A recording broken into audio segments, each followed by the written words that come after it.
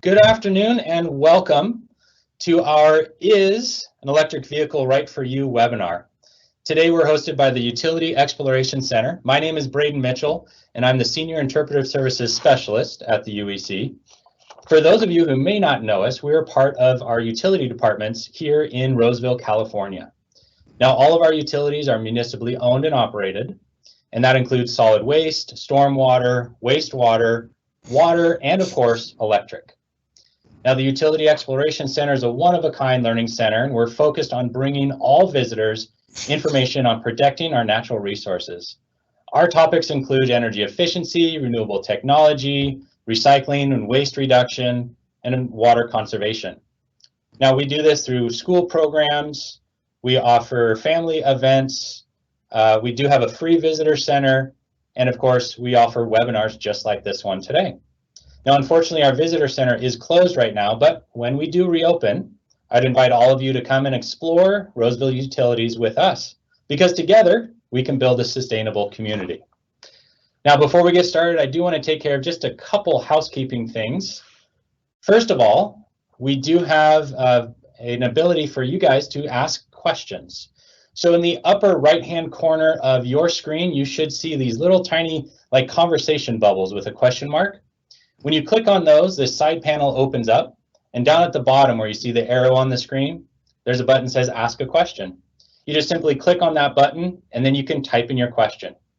Now we'll do our best to answer those questions as we go along. We will have an opportunity for some of those questions to be answered by our main presenter at the end of our webinar today. But if your question doesn't get answered, don't worry. We will be capturing all of those questions, and we're going to post a frequently asked question sheet on our website in about a week for you to be able to see all those questions and all those answers. We're also recording our webinar today, and we will also post that recording for you to view. It'll take us about a week to get that on our site. I'll send out an email to all of the participants so you guys have those links to be able to come back and watch those webinar or this webinar later. Now today we do have a wonderful presenter. We have Rachel Riddell Harris. She is with Roseville Electric Utility. Rachel is the Energy Program Manager. She's worked in the EV field for a little over 4 years. She has her BS in civil and environmental engineering and a master's in business administration. Of course, Rachel is a certified energy manager. And when she's not doing all that, she's chasing her 4 kids around the house. And she also thoroughly enjoys being a river guide, which I'm very jealous of. And Rachel, I still need you to get me out on the river. I want to do some whitewater rafting with you. Anyway, so without further ado, I would like to kick it over to Rachel. So Rachel, are you about ready? I am. Thanks, Braden. All right. I'll have to get you out on the river maybe this summer, maybe next summer. We'll have to see how it goes. Thanks everyone for joining us here today. For the presentation is an EV electric vehicle right for you. I'm going to be talking about all the details around that today. If you have any questions as we go along and you're like me and you don't want to forget them, feel free to put them in that chat box right next to the presentation, and we can either get some answers back to you, or at the end I'll be answering some questions. So we can go ahead and get started. My email address is right there on the front page. If you have any questions, feel free, and don't worry, that email will be coming back around again at the end. Okay, so let's get started with why now. EVs have been around for over 100 years and they haven't been popular in the past. There's been a few here and there, but why now? Why are they so popular? Well, outside of the high gas prices that are happening right now, we also have pollution reduction government mandates that we're trying to clean up the air through reduction in carbon. The governor has an order that he wants all of our new vehicles by 2035 to be carbon free. So that's a big push in that direction. EVs have also added several benefits from the previous versions. They're a lot more reliable than they used to be. The fuel, electricity is cheaper than gas, and I'll go through that math later. They're very powerful now. You put on that gas pedal and it really goes. If you ever have a chance to drive one, you should take that so you can see how powerful they really are. They're very quiet. If you ever get a chance to stand near an electric vehicle as it pulls out, You don't even notice and it's already pulled away. You don't have that loud startup of the engine that you have to worry about. They're very easy to use, very intuitive. They've got lots of really cool features inside that make it so you don't even have to think about a lot of the different things around driving, and it just naturally happens. So it's not complex and difficult to use, and a lot of really cool high-tech things. There's a lot of different amenities that are offered with electric vehicles, but the best thing about them is that they're very low maintenance, and I'll go into a little bit more of that detail in a little bit. So before we get going into the details, let's start with some basic terms to make sure we're all on the same page. So an EV or a PEV, a PEV, is an electric vehicle or a plug-in electric vehicle. So those both basically mean the same thing, and they're just talking about overarching electric vehicles. When you're talking about a BEV, a BEV, it's a battery electric vehicle. So that only has a battery and no other source of power for getting that vehicle to go. When you're talking about a PHEV, a PEV, then you're talking about a plug-in hybrid electric vehicle. So they have gas and they have an electric battery. So when that battery runs out, the gas can keep that vehicle going. When you're talking about kilowatt hour capacity, you're really talking about the size of the gas tank or the size of the battery. So your kilowatt hours are, it'll give you a battery size in kilowatt hours. And think about 3.3 miles per kilowatt hour. So if you multiply that out, you'll see how far you can really go on one battery charge. When you're talking about kilowatt hour usage, that is talking about how much electricity you're using per month and how much that's going to relate to your electricity bill, and it's going to add on to your electricity bill for fuel in addition to your other electricity that you use in your house during that month.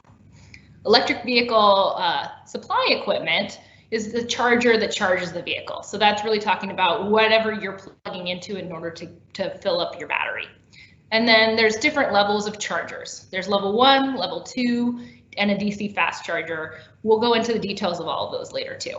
And with each of those chargers, they have a couple different connectors. There's a lot of different things that are involved, and we'll go through the basics around those connectors as well. So let's start with the basics on the vehicle. There's really only a few pieces of an electric vehicle as opposed to a gas-powered vehicle. You've got the motor, the controller, which is basically the electronics, the charger, and the battery. So it's pretty basic and straightforward in comparison to an electric or a gas-powered vehicle. How they work is that you've got these small number of parts: the electric motor, the battery that's fairly large in the middle of the vehicle, the charger, and the electronics. So they all work together in the same way that your gas-powered motor works together, but you don't have all the same pieces and parts like spark plugs and other types of things that you have to worry about. There's no oil changes. I actually had a friend who went in to go buy an electric vehicle and they couldn't find where they put the oil in, and that's because there is no oil. You don't have to worry about going in and getting that changed or dealing with oil leaks and all that kind of fun stuff. There's regenerative braking, which is really cool. So in addition to charging through the charger, you also get an additional charge when you're braking because it uses that energy, that friction from braking, to recharge the battery. And that makes it so there's actually less wear and tear on your brakes. So your brakes last a little bit longer. There's fewer moving parts like those spark plugs and other things that have to do with igniting that fuel that you're putting into your car. So there's less things for you to break. And there's also less heat generated because your car gets very warm from igniting that gasoline and making that reaction in order to get your vehicle to go. So all that heat normally wears on the different parts of the motor, but that's not the case in an electric vehicle. Overall, you just can save on maintenance because there's just far fewer things that can break and far fewer times that you have to go in to get checkups and get things changed out because they've worn down. Okay, will it get me where I want to go?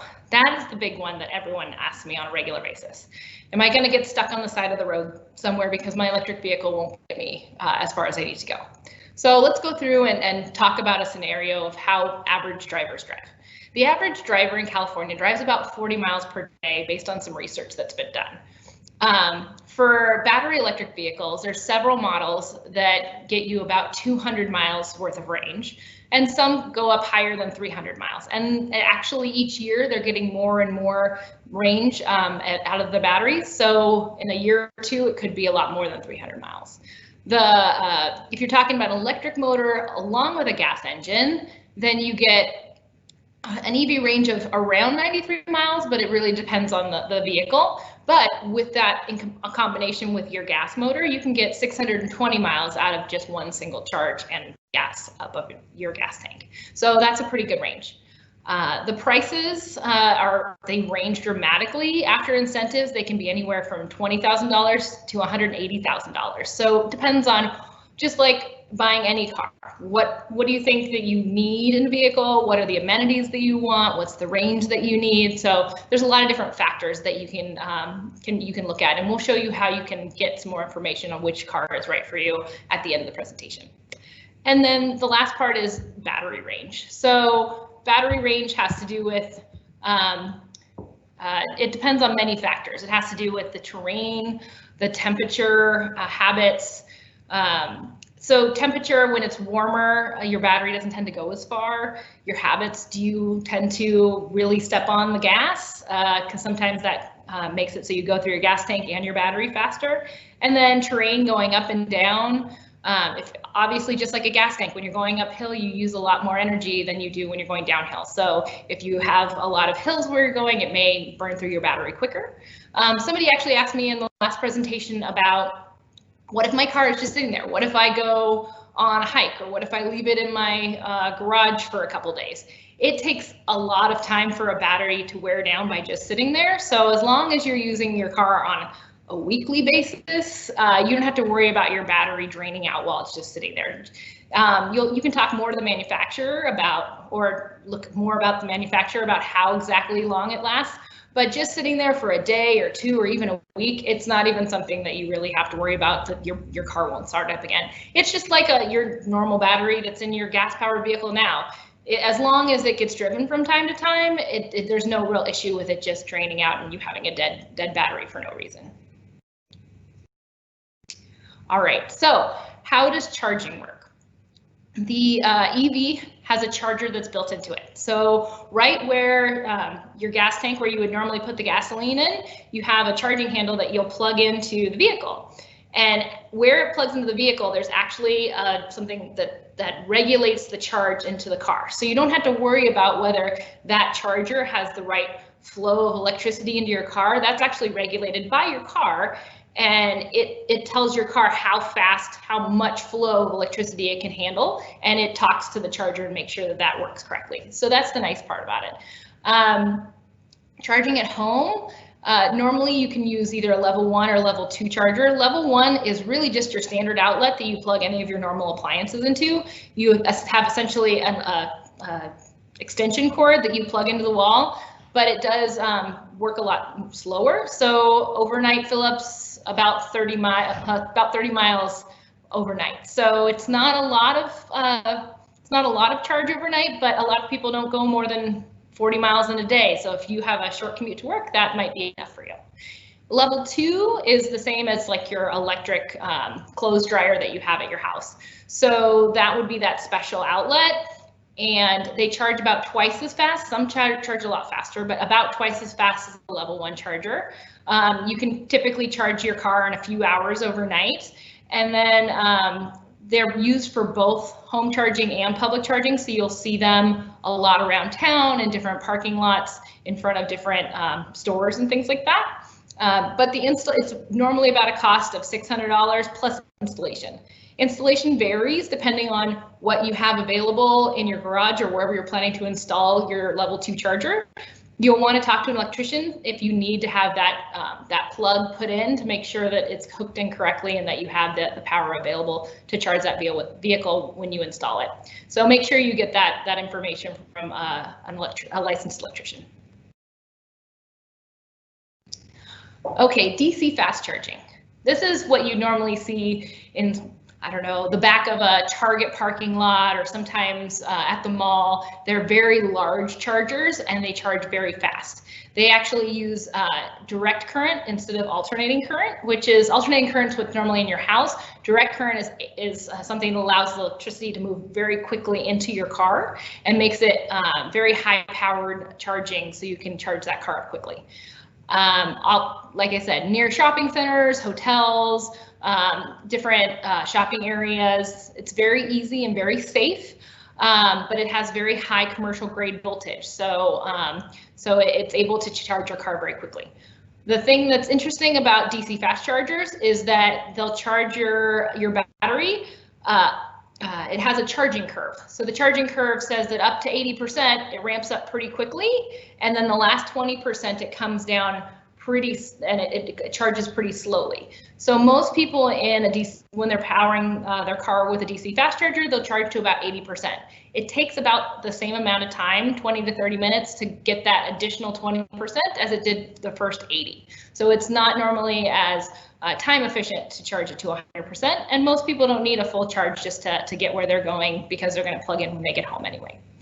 The other thing to keep in mind is that not all EVs have the connector for a DC fast charger. There's a special port for the DC fast charger, as you can see in that box. So you want to make sure, if you are planning on using a DC fast charger, if you're not going to be just going from home to work or to short distances, and you may want to go up to the mountains or drive several hours further than you normally would, then you want to make sure that you ask at the dealer to make sure that that has a DC fast charger port, so that way you have access to those chargers along your way.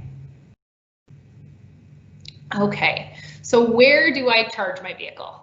Like I was saying, most people charge at home, then the next is workplace, and then public is after that. So you'll do the majority of your charging at your home gas station. So you come home and you don't have to worry about looking for a gas station on your way home. You just come home, plug your car in, and then overnight it charges, and you can wake back up and you have a gas tank that's full. You don't have to worry about looking for a gas station. You don't have to worry about the smell of gas or any gas leaking on your car. The nice thing is, at home, your cost for your gasoline, or your filling up your tank, it's about $1 per gallon for that electrical charge.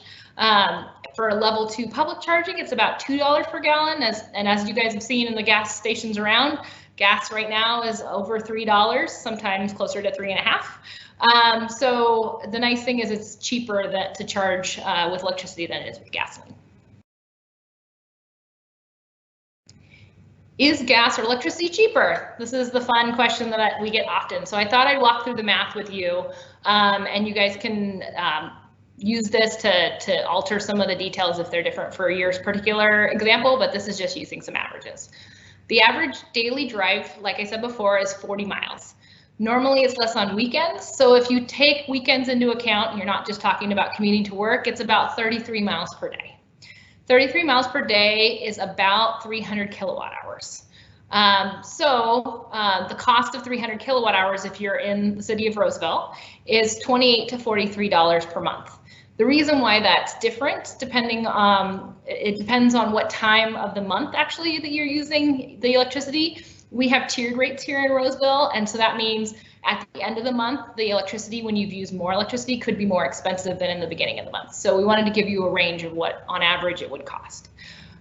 Driving a normal gasoline fueled car, those same 33 miles, assuming that you get about 25 miles per gallon at a cost of $3.50 per gallon, is about $140 per month in gas, give or take.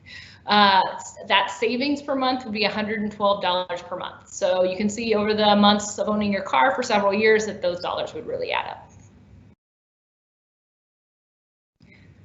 Okay, another thing that people are very interested in when you're talking about electric vehicles are the environmental benefits. Gas-powered vehicles emit smog and soot and other air pollution, which can lead to very serious impacts on the health and environment. Carbon in the Sacramento area, about a third of the carbon in Sacramento is caused by transportation. So that's a very significant amount of our carbon in the area. The average EV reduces greenhouse gases by approximately 2 metric tons per year of carbon. So that's a pretty significant amount of greenhouse gases that are being reduced. With the increasing number of renewables in the grid, the emissions reduction will continue to increase. So that means that as with gasoline is pretty much what it is. There's some additives that they can use to make it a little cleaner, but the nice thing about electricity is that your electricity providers are becoming greener and greener over time and using more and more renewables. So that means as you drive your car over the years, your car will actually be producing less and less carbon from the production of that electricity over time, because that electricity it's using will become greener. What incentives are available? There's a lot of things that are available now. It's changing very frequently, so make sure that you check back and check in different areas, look on the internet and see what you can find. This is what currently is available in Roseville area. It's as much as I could find today, but there's constantly changing and updating. So federal tax credit is up to $7,500 on new EVs. It depends on the model and the manufacturer, so make sure that you check online. You can also check with the EV dealer that they should know. The California Clean Vehicle Rebate Project, the CVRP rebate, is up to $2,000 on a new EV. It can depend on the vehicle model and your income as well. So you can look on, there's also websites online where you can find more details about that. The Clean Fuel Reward, that is the state utility program. So Roseville, along with other utilities throughout the state, have joined together to create a rebate program for new vehicles that is available at your point of purchase at a dealer. It's up to $1,500 for new vehicles. And there's a link on our website that shows you how to get to which dealers it's available at. I think there's over 800 dealers right now, and it makes it very easy for you to get the information on that program. And it's just a point of purchase. So while you're there, the dealer will handle everything, and you just get that additional money off the price of your vehicle.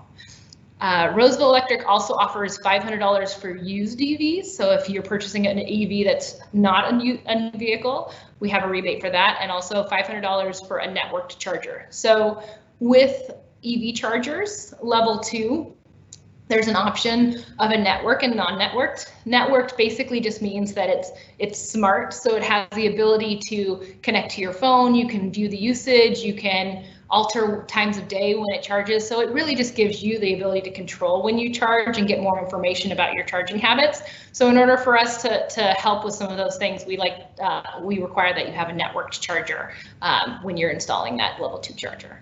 And then up to $11,500 in incentives and tax credits. That's a pretty good amount of money off of the cost of your car if all of those things work out together.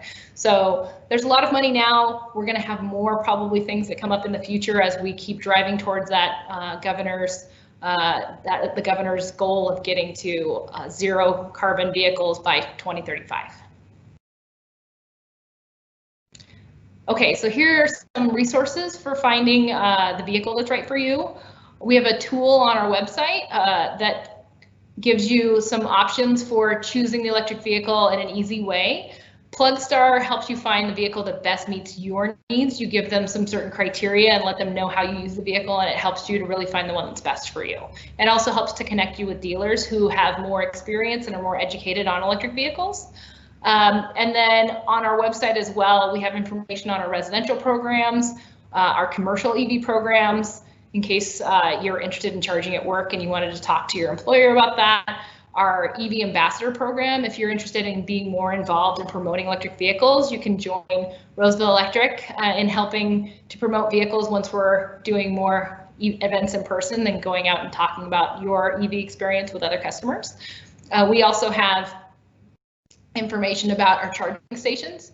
And then in general, there's some information about some commercial rebates in addition to our commercial programs, because there's some assessments that can be done and some free help that you can get for commercial programs in addition to our rebates. Okay, I think that pretty much wraps it up for me. Again, if you have any questions, there's my email address. You can also, I'm sure there's several that have been put in the chat, and if we don't get to the ones in the chat, again, we'll make sure to put those frequently asked questions up later.